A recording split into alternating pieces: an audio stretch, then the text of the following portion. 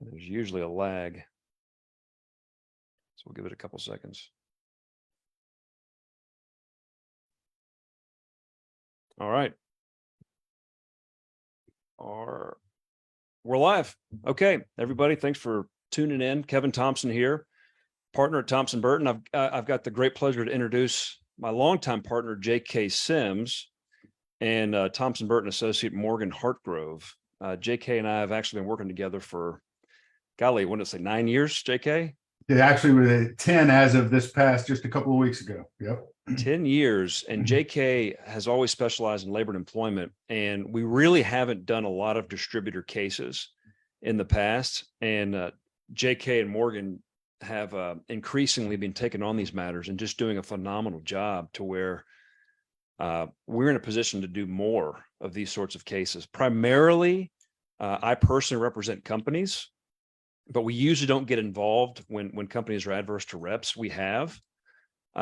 But we've seen an increase in the amount of litigation being filed against distributors. And JK has just done a tremendous job working these files and doing a good job. And I've been fielding questions for years regarding distributor rights and what can companies do, what should they do, the legal limits. And so let's talk about it. Real quick, JK, just give a really brief summary of your credentials and what you've done and where you've been and sort of your experience with labor and employment, because these people haven't met you before. Sure. Yeah. So I've been practicing law for 22 years now. Pretty much all of that exclusively anything touching the employer-employee relationship. So anything from, day-to-day advice to companies trying to not find themselves in litigation, but then also handling those matters in litigation, also representing individuals. And then a lot of non-compete work. And I've been on every side on the non-compete, both from an enforcement standpoint and then representing individuals. There's two sides. Sometimes it's just navigating it. What can I do? What can I not do? What are the restrictions?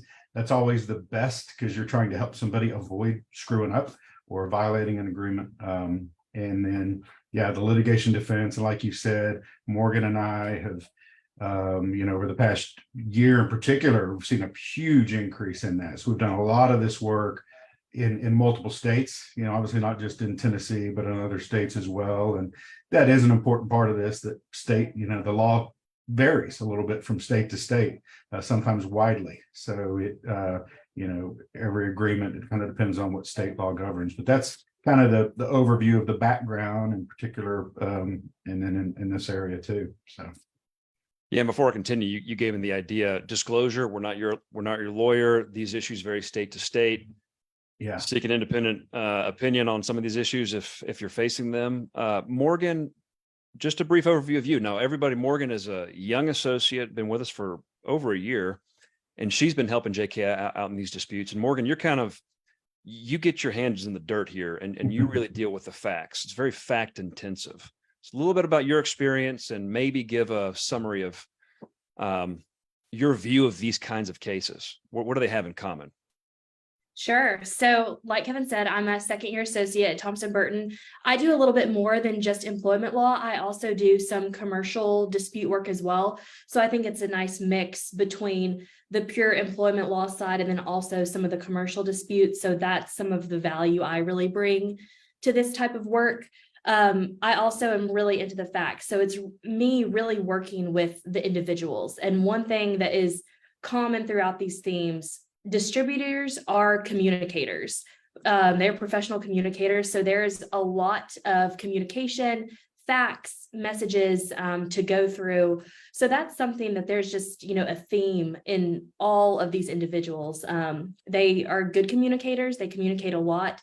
So typically these types of cases have a lot of information to go through. There might be actually a tip in that summary there, in that they are good communicators and they communicate a lot. The downside is, go ahead, I'm throwing it back to you. You have a discovery. Yes, you have got a ton of messages to go through. So what that means is that's a lot of the attorney's time. And as some clients know, the bills can get quite hefty just because with discovery, it's a lot to go through. And we sort through all of that, very, with a fine tooth comb, because we want to make sure that, we're doing the best for our clients. And that takes a lot of time and money. Yeah. Speaking of economics, usually when representing a company, I'm going to throw this out there. Rarely does it make economic sense to sue distributors. And the way I frame it is, if a distributor is clearly violating the policy, they're being blatant about it. Maybe they're disparaging the company. They're what we call raiding the organization to go somewhere else. If there's really egregious behavior, still, it doesn't mean litigation is appropriate because it's expensive. And it's also a lot of companies, they're not like Amway's size where they can just kick this dispute over to somebody else and not worry about it. A lot of companies are strained for resources. So $50,000 to $100,000 in legal fees for a business, the pain has to be significant for companies to do this. Let's get into the meat of this. All right. So what can companies do? JK, non-competes were very popular in this industry for a very long time. Recently, and Kevin Grimes and myself, we're advising clients to get away from that policy, just because we feel like it does make the relationship look more like an employee-employer relationship. What's your take on the pros and cons of a non-compete in this kind of context? Are they enforceable? Should they be in the contract? What do you think here? Yeah, so that's an excellent question, kind of to really to start things off, because I think that's good advice that you've given in that. So I want to draw a distinction: non-compete versus non-solicitation. Right. And I think the important thing is whether you're going into court to enforce any what we call a restrictive covenant. They both are. It is a promise that I'm not going to take certain actions. You have to articulate a protectable interest, and not only from the employee independent contractor classification. If you have a non-compete, that looks a lot more like an employment relationship, whereas a non-solicitation, not necessarily, but really the protectable interest. They have to show, if I were to have a non-compete, and we've seen this, I've got one in litigation now, a non-compete in place that prohibits a distributor from doing anything in network marketing. Now, I think the company would have the difficulty enforcing a protectable interest that prohibits them industry-wide, anything network marketing, even if it's not a competitive product. So I think you'd have to be really careful on how you phrase that. Whereas a protectable interest that a company has, one of those is they have a protectable interest in their relationships with their customers, with their other distributors. And so that is something to where, if it's non-solicitation, I think a company is well advised to have a non-solicitation as opposed to a non-compete. Are there ways, because the way it's, the question always comes at me, it's, should they have it? Should they not have it? They're not all the same. Not all non-competes are equal. Are there ways for a company to trim it or make the non-compete more narrow? For example, let's say it's when somebody hits a certain rank, they're generating meaningful income. Let's say over $3,000 a month. At that point, those people and above, the non-compete applies. Does that make it more likely to be enforceable? I think it helps. I think that, and so you hear this a lot, and I know Kevin, I've It talked depends. about it. So we love, lawyers, and I say this to every non-compete call I get from a prospective client or current client. Lawyers love non-competes because there's very little that's black and white, right? It is mostly in the gray. You give me any factual scenario and I can argue either side of it. So would that be a factor that helps? Yes. Would the fact that I reach a certain level, and once I reach that level, maybe I have insight into marketing plans, marketing strategies. I get more insight into confidential information that's truly confidential information. That is a protectable interest too. So several things, and again, varies from state to state, but what a lot of states say, like Tennessee, is there are really three areas where you have a protectable interest, where you can enforce a restrictive covenant: relationships, confidential information, and training. So those three things. So sometimes as you advance through the company, it's going to make it more likely in most states to be able to enforce to where you can say that's protectable interest because they reached this level and then we made them sign it, right? It's not everybody who they sign up to be a part of an organization. And I mean, you and I both know that people aren't reading the entire policies and procedures manual, right? I mean, you would like to think they are, but Sure, they're not. You're coming on and yeah, check, gotcha. All right, here's my information, here's my direct deposit, let's go, right? So, but if you're saying, okay, you reach this certain level, then we have this separate agreement you sign because you're different now, because now you've reached this level. It helps. Now I've still seen some that even at that level, that it's still, it's still so broad to where it's, I think, not enforceable. So the language matters.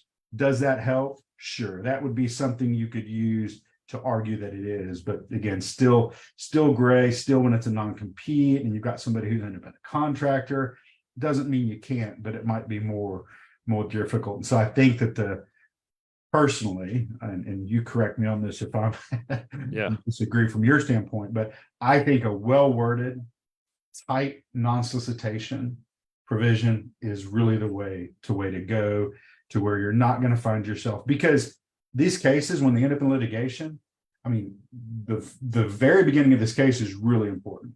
When you have an injunction hearing, and if you go in and if you lose coming out of the gates, if you're the company, it really puts you on your heels, right? And it really gives on the distributor side. And when we're representing the distributors, and we've had that happen recently where we prevailed on several cases down in another state. And gosh, they just kind of went quiet, got something worked out really quickly for several of them. And so you want to be sure you've got a tight case and can walk into court and say, we've got an enforceable agreement and they're violating it. If you have that on the front, the judge says that was an overreach. I don't think you can do that. I think having a tight non-compete gives distributors more surface area to attack. And it puts the company on defense. Where what I tell companies, the main behavior companies are trying to prevent, it's recruiting. If I'm in, let's say, Arbonne, and I go join Rodan and Fields, that alone doesn't really hurt Arbonne, hypothetically. It doesn't really hurt them. Now, if I recruit people from Arbonne and take them to a different company, that's the behavior that hurts. And so that's the non-solicitation.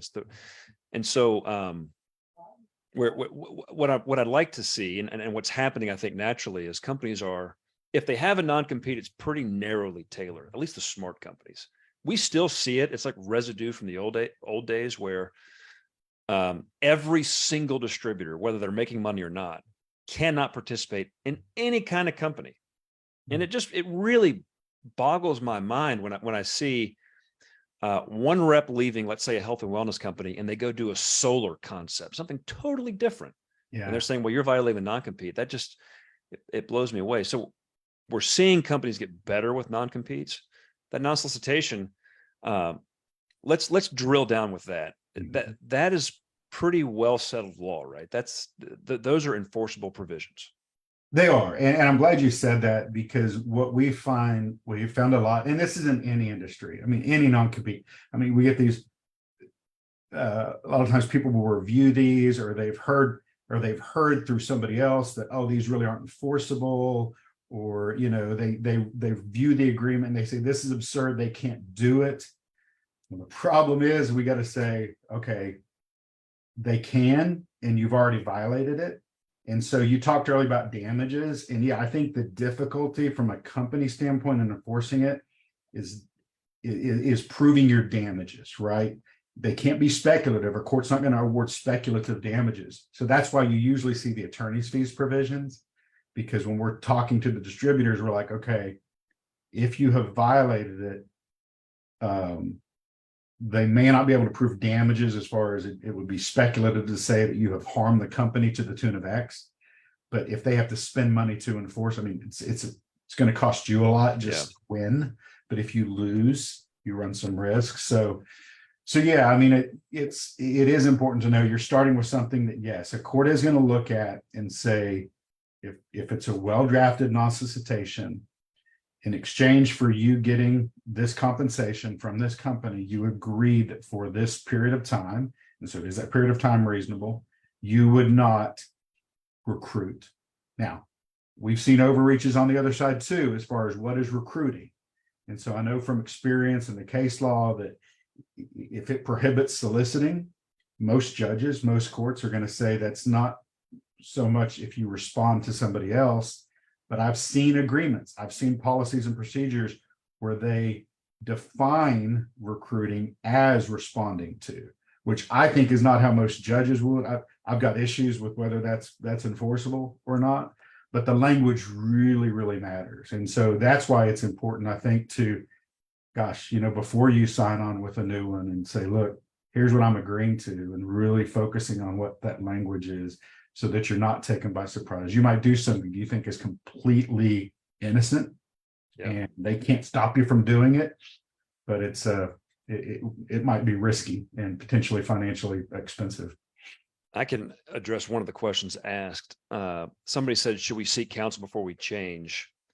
I think if a rep has meaningful income and they can afford it, I do think it's a good idea to retain counsel, somebody like JK or Morgan, where they can look at your policies and just educate the client, the distributor, on the boundaries. I think that's massively valuable. And I've actually coached distributors in that kind of situation. And it just helps them avoid a car crash, because they might not know how to frame their social media posts, for example, and just changing things. For one simple suggestion is, when communicating about the new opportunity, try to praise the prior one.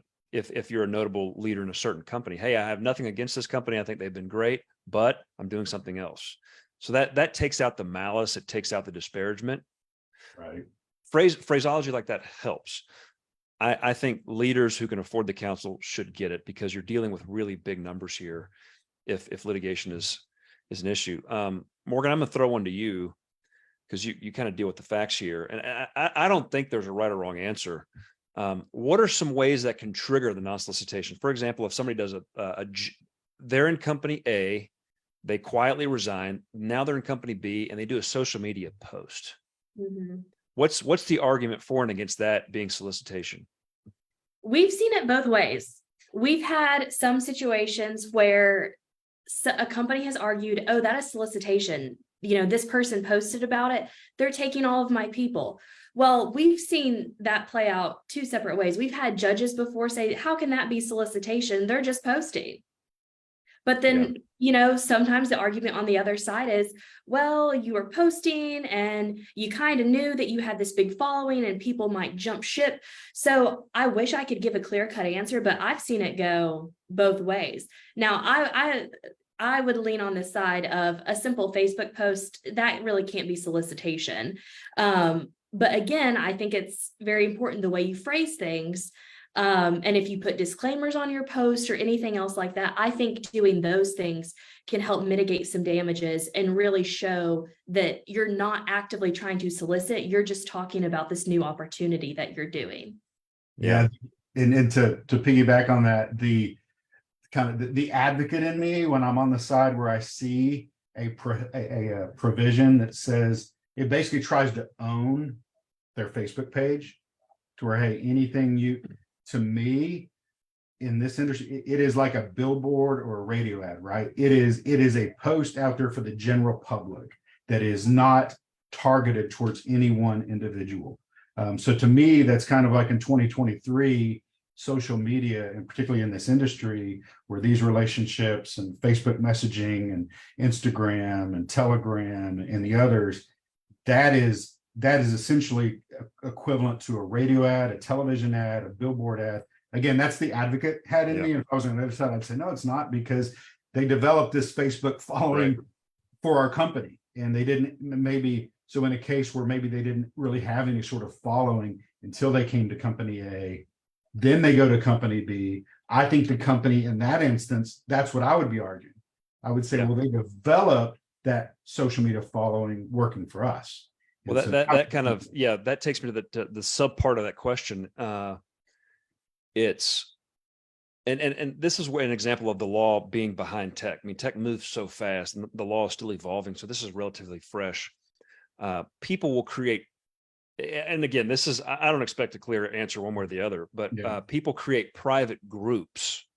They're in company A, they have a private group that is designed to communicate about company A to a certain group. And then they leave. Now they've got this group and they repurpose it. That might be different. Agreed. That's not a radio ad. I don't know. I think a company can argue that might be, it could argue. I don't want to pigeonhole ourselves here. Yeah. But they could argue that is more targeted solicitation. I think that would definitely be the argument, is yes, that in that case, that was not just a general, Facebook post that was targeted towards that's what the companies would argue, certainly. Yeah.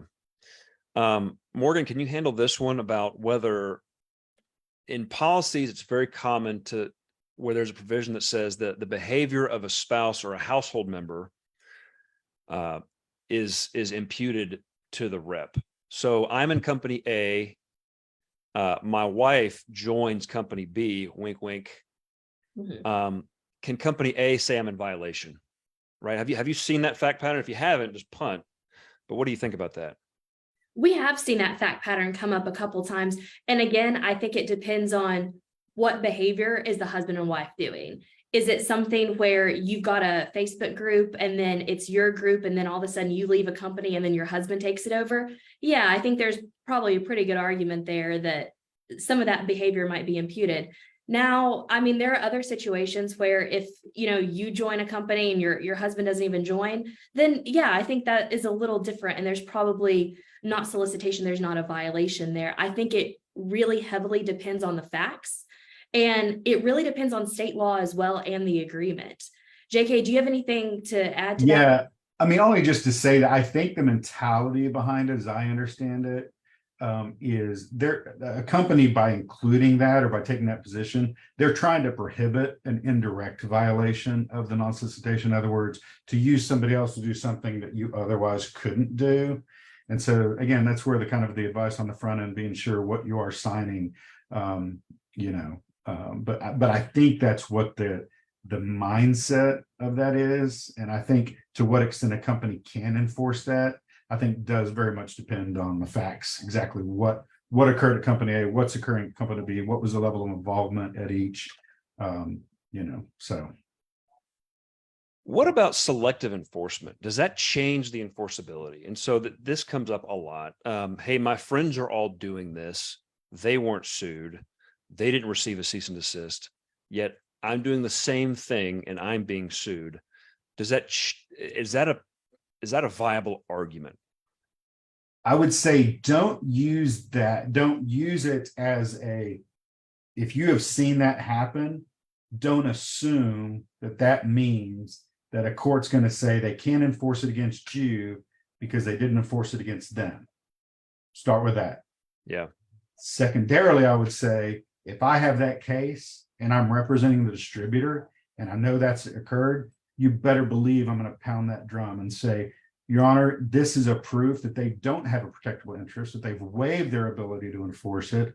But that's a gray. That is definitely gray. It is an argument, but I would never advise somebody if they come to me and they say, here's my agreement, but I know that these three cases where they didn't go after the person, I mean, I should surrender my bar card if I tell them, well, then don't worry about it because they can't sue you. They still could.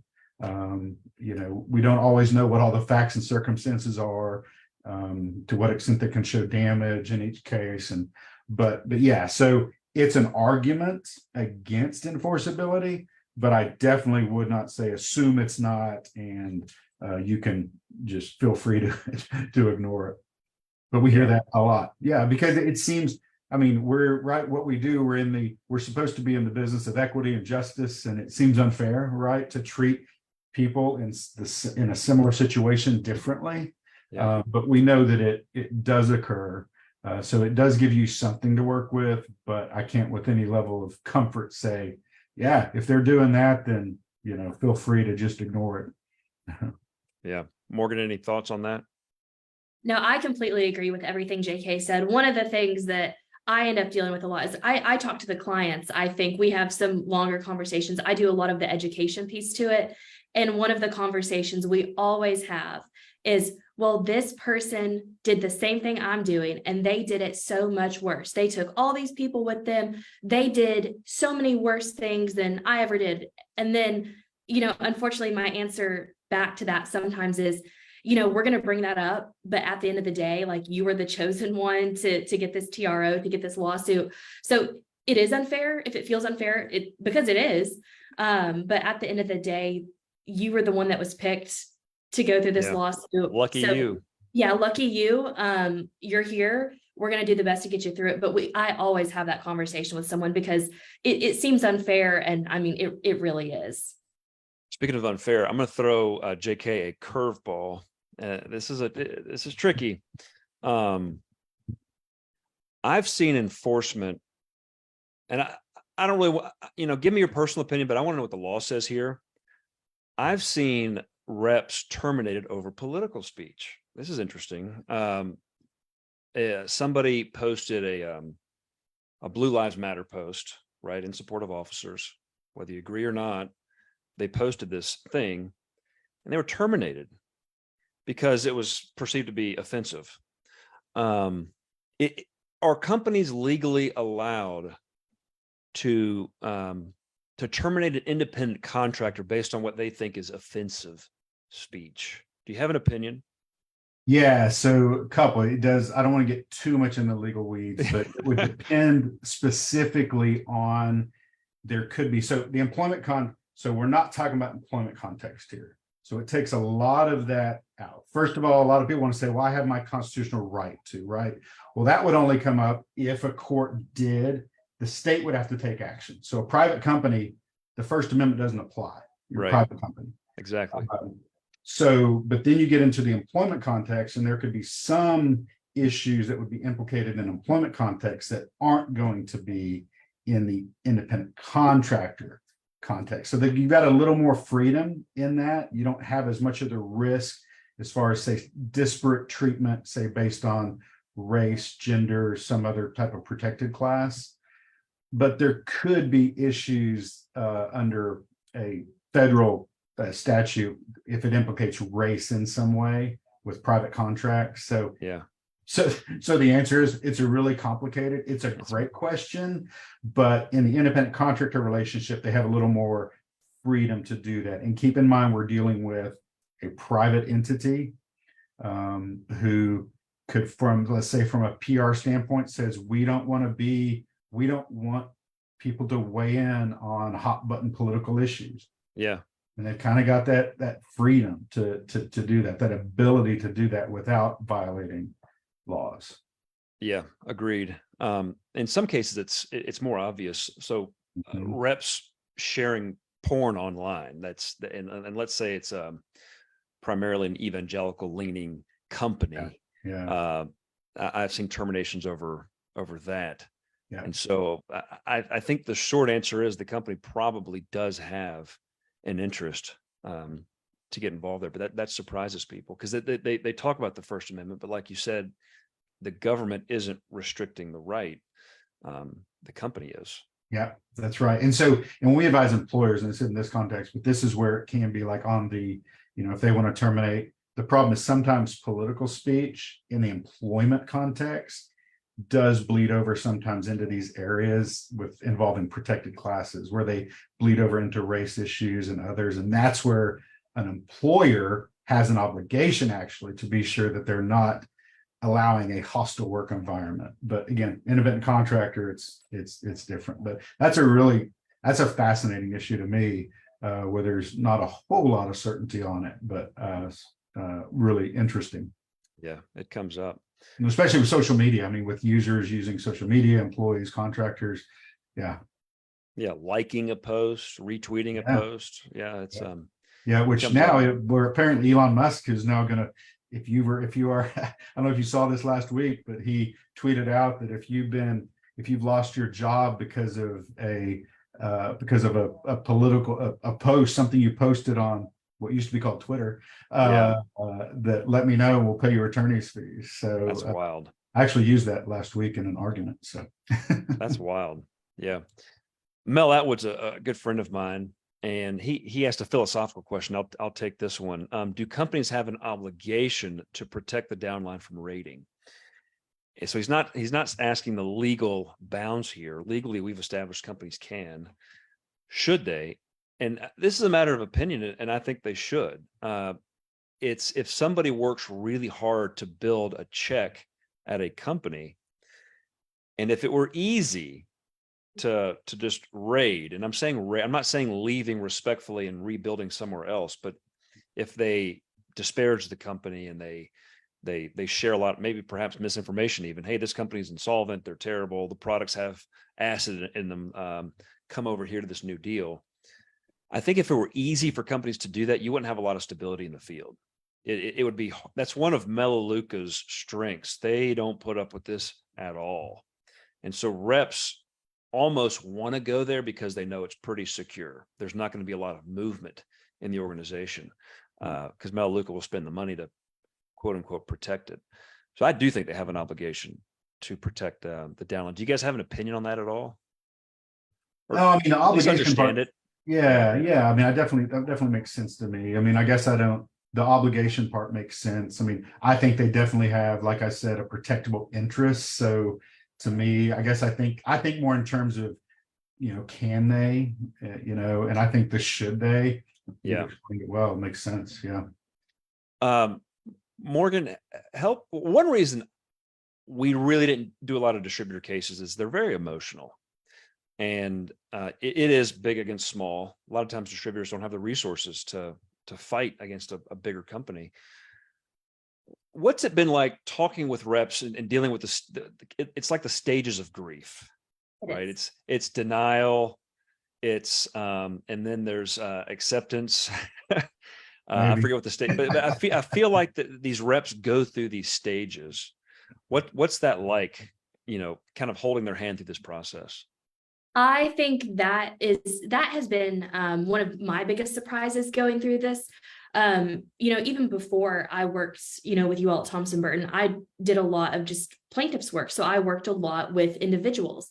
And with working with any individual, you do a lot of education on what does the process look like when you get sued? What does that look like? Even the vocabulary we use is different. So one thing that I always try to spend a lot of time doing is being realistic with the timeline and the cost. And I think every party is always surprised when they realize how long it takes and the cost around it. Good help is not cheap.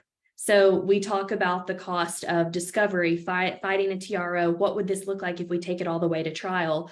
And then just simply the education behind it as well. So once we get those things kind of squared away and they understand the framework of what we're operating in and what this is going to look like, then they realize, oh my gosh, this is a really big deal. And a lot of times, people don't read all the agreements that they do. We've already said that. You click the boxes. You might not be looking at every term. You might not know what every term is. Sometimes there are different definitions for the word solicit. Mm-hmm. Sometimes those are defined differently. So explaining that to them, they feel like they have been wronged a lot of times. And so it's just a ton of hand-holding sometimes, explaining, listening, a ton of listening, and no one knows their business better than them. So I am always down to listen. And you'd be surprised at how much they do know about the industry and kind of what the ins and outs of their jobs are. But there's just a ton of education that goes around it. And it is almost, there's an assumption that there's a kill shot. Like this is so clearly unfair. Surely we can do something to get this whole thing dismissed. Mm-hmm. And it's unfortunately never that simple. No. Once there, it's like the analogy I use is it's a Star Wars analogy. Is like you're in the tractor beam, they got you locked in, and the only way out is through. Are these cases? Oftentimes I describe them as being front loaded on the expense side, meaning they tend to be more expensive on the front side just because of the TRO phase. Maybe JK, you could handle this. Like, is that accurate? Because Well, first of all, I mean, give, I guess, start with a summary of how these cases get kicked off and what a TRO means. Sure. And why is that front loaded? Why does that require a lot of work to get through that initial stage? Yeah. So a lot of times what happens, and often kind of the process is first, and it could be, depending on the situation, there may have been an ex parte TRO entered. Like before the distributor even receives notice, a TRO has been entered, but then in a very short window, an injunction hearing set. So there's going to be some sort of hearing on whether to extend that TRO. So it kind of can vary from court to court, but just in general, yes, the first thing you're doing is you've got to fight that they are not entitled to the extraordinary relief of a TRO or a temporary injunction. And so there's briefing involved in that. There is getting together an affidavit. There is, going through a lot of documents just to fight the TRO. And that is a very important, the injunction hearing is really important because, and yes, they are front loaded. That can be pretty expensive because you're briefing it. You're wanting to be sure that, hey, we've got to attack this. We've got to show, I won't get into the elements, but there are 4 elements that we've got to attack to be able to prevail at that stage. And again, what are they? Yeah. So what are they? Or whether you can show the threat of irreparable harm. Okay. So have they put forth enough proof to show, Your Honor, there's a threat of irreparable harm. We need you to do something. Stop the bleeding. The second is a likelihood of success on the merits. Okay. And so that's a lot of times where we really focus on our briefing, is because we want to show, Your Honor, they've not put forth enough to show that ultimately, if this case is fully tried, they're going to win. Okay. The third is a balance of equities weigh in their favor. And then the fourth is there's public policy. So those last 2 are kind of squishy, I would say. Those are kind of, subjective. So you really focus on the first 2. But yes, I mean, that is really important because a lot of times what happens is the case gets resolved after that, depending on what happens. Right. So if they win on their injunction, there's a conversation on the defendant side saying, okay, the judge has said, your hands are tied. Yeah. Your hands are tied. And so we can fight this all the way, but do we want to see what they want? And if all they want, say all, but if they want you just to abide by the agreement, and again, keeping in mind, a lot of times there's an attorney's fees provision. So that's always in your head going, if we fight this all the way, you might win, but it could be costly and you could lose. But yeah, so it's really front loaded there. And then the next phase where, let's say it goes beyond that. So let's say that I'll take one now. We prevailed at the injunction stage. Judge says, I don't think you've proven what you need to. Okay. So we won on that. What we had to go to the next phase is now we're in discovery. So now it's going through the documents. Now it's Morgan who, is on top of it, going through all of the social media messages and what's discoverable, what's not, exchanging documents, maybe depositions. And so that is the next kind of really expensive phase of it. And then on discovery, what you're doing is discovery process is we want to see what evidence the other side has that either support their claim or that hurt their claim. And so you're asking very targeted questions, asking for certain documents, ultimately to get ready for a final hearing, for a trial, to see if they can prevail or if you're going to win. So so those are kind of the processes. The entire thing, if you're talking about all the way through, that could be 18 months, maybe longer, depending on the docket of where your case is pending. Yeah. But yeah, really front load. There's a lot of work on these really on the early stage. Now, all that to say, there could be a discussion early on where you get this TRO and maybe there was really a no harm, no foul. Hey, we had one where the person's like, I'm not even in this world anymore. I'll agree to whatever they want. I don't care.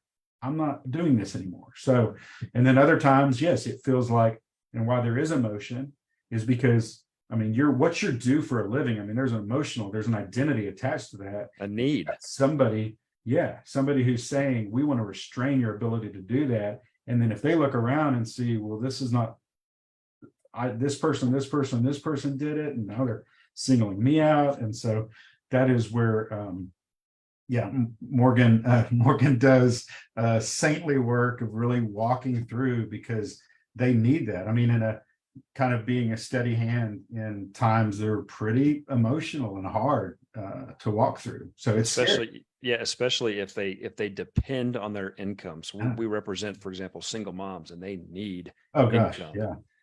And it's those are horrendous situations.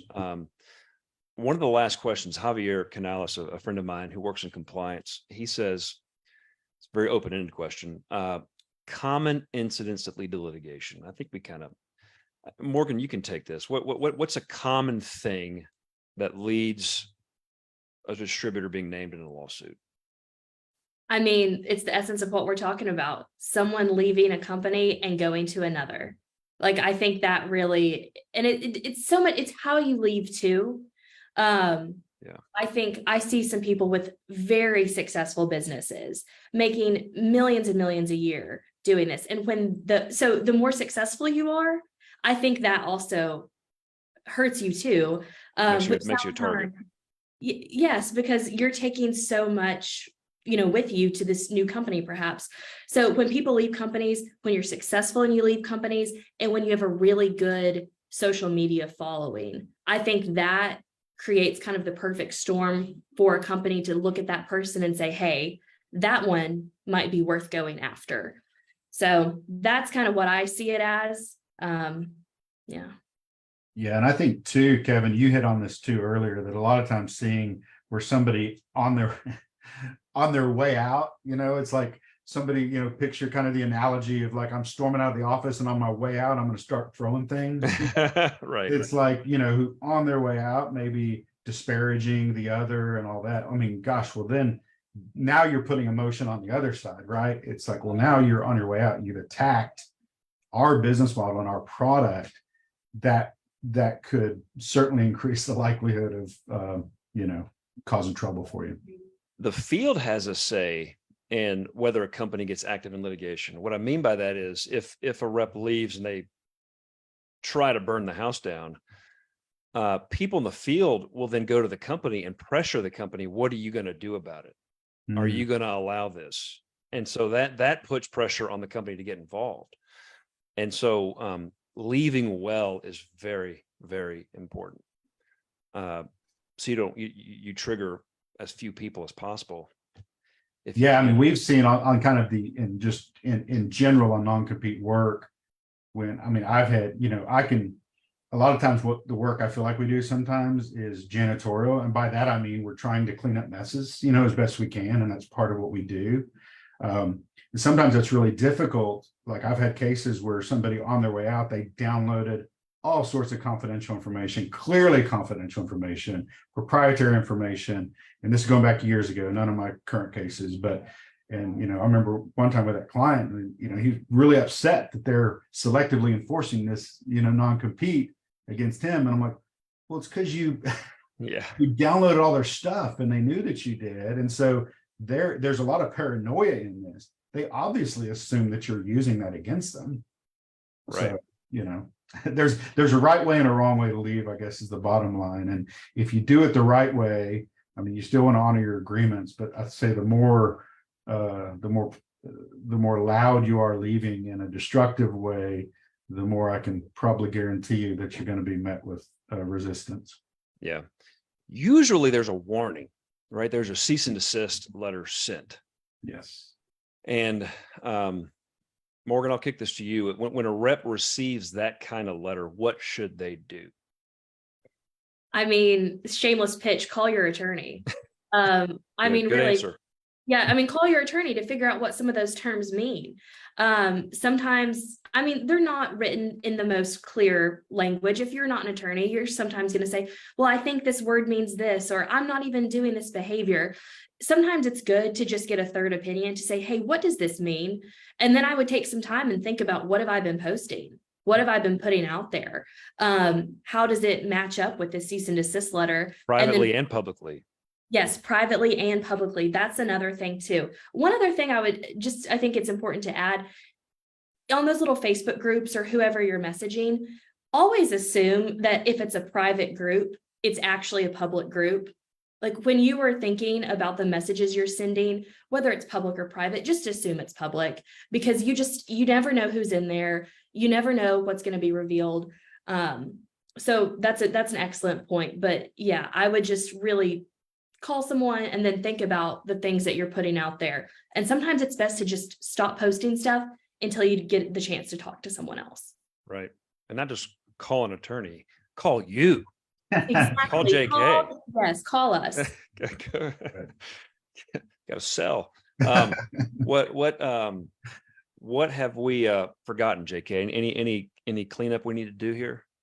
No, I think that one, just again, never operate under the assumption that because something you've read or what somebody else told you as far as outcomes of other cases and other jurisdictions, whatever, don't assume that it's not enforceable. Never assume the agreements that you've signed are enforceable, for sure. And if you've got any questions on what you're restrained from doing, I do think, unless giving us a call, I think that the other thing is, if you do find yourself and you receive a cease and desist letter, you should cease and desist. Yeah. Pause. You should assume that's a court order saying I need to stop this.